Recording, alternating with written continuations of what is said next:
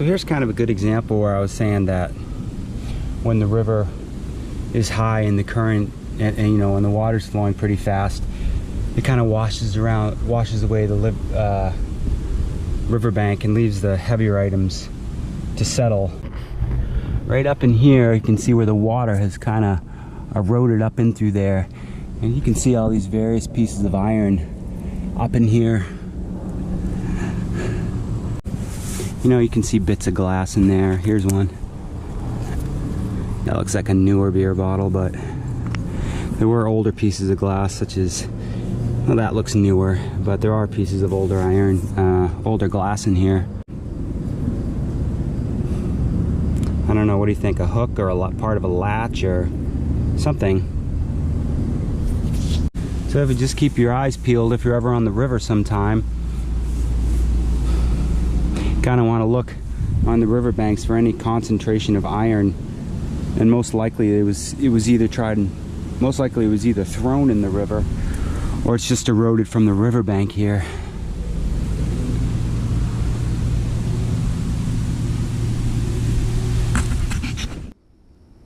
Pardon the dead fish over here, but it's close to it and it stinks. I did find part of an old bottle. It was, unfortunately, it was broken. Now I can't seem to find it. Oh, here we go.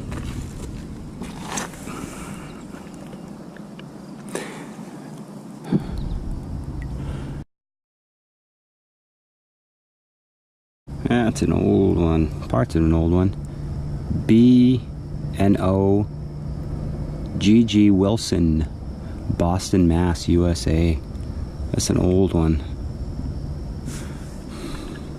I bet there's some whole ones out there. So these are kind of neat. I wanted to explain these to you.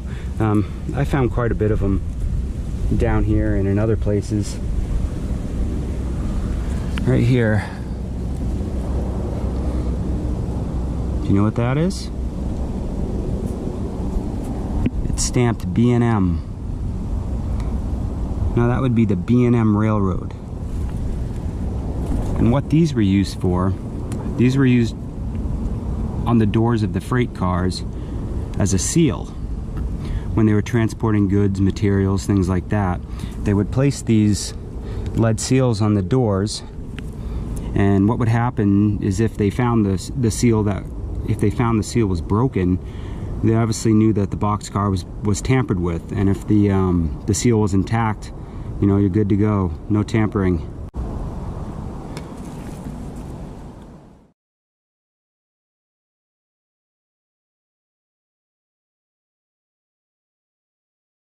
Lots of iron, brick, railroad spikes, some glass right there.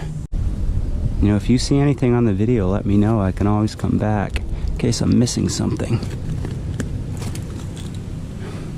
I'm not sure what that. Maybe the handle to an iron? Railroad spikes.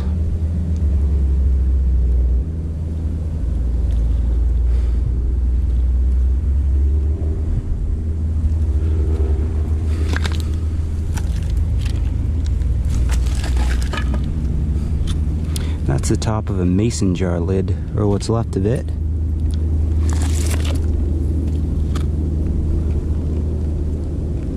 Here's some more of those lead seals I was telling you about right here.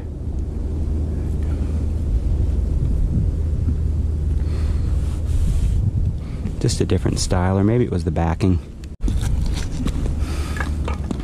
I'm thinking garden hose. Or something the garden hose attached to.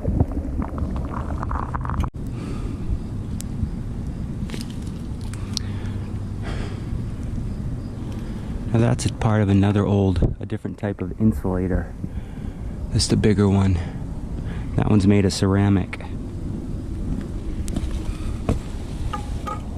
Part of an old faucet. I think we'll keep that. That looks like it's brass or copper. Another one of those seals right there. Some of them are stamped B&M and some of them are just stamped numbers. Now this type of glass is called milk glass, obviously due to its color. And these, I'd imagine this was Pond's, you know, face cream, cold cream, Noxzema. Well, Noxzema was usually in the blue one, so maybe like Pond's. And I found a few of these that actually contained a cheese spread. So yeah, that's called milk glass.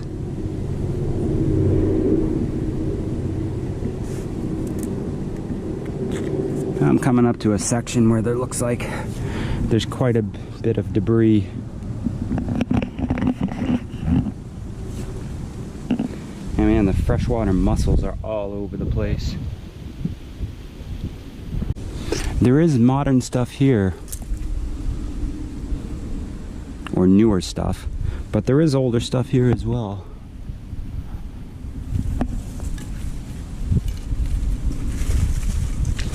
You just kind of want to walk along and look for anything that looks kind of unnatural to the area, that kind of stands out. Do you see it? Anything unusual in those group of rocks? It's right in the center. Let's get it. Penny?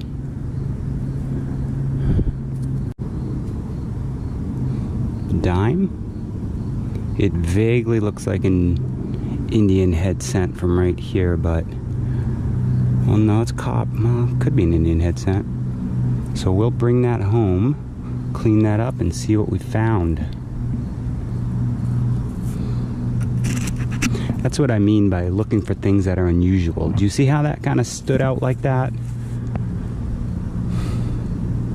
Not really like fluorescent standing out, but it looks somewhat different than the surrounding area.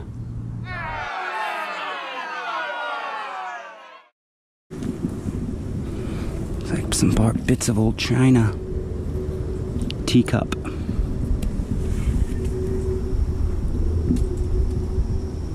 Oh, this is pretty neat. It's too bad it's not intact. Ooh, just the bottom's broken off it. It's a glass insulator. Nice color on it too. Too bad it's broken. These were used to run power, telephone, wires back in the olden times, because glass or ceramic wouldn't conduct electricity. So you can see the groove there where the wires would pass through. Let's see if we can read anything on this. It'll probably give you just a patent date, which doesn't indicate the age of it. It just indicates when the patent was applied for and accepted.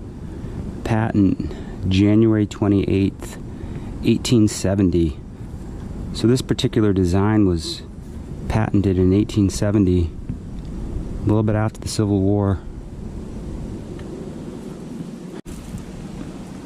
Now these were usually made out of the lower quality of glass, you know, scraps, lower end glass.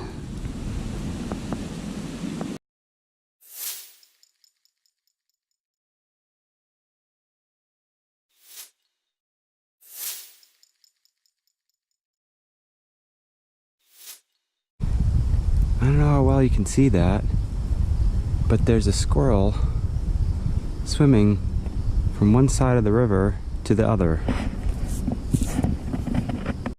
I had no idea squirrels could swim that good. Here he comes, and up. That's hilarious. Oh geez, is that another one? See him right there?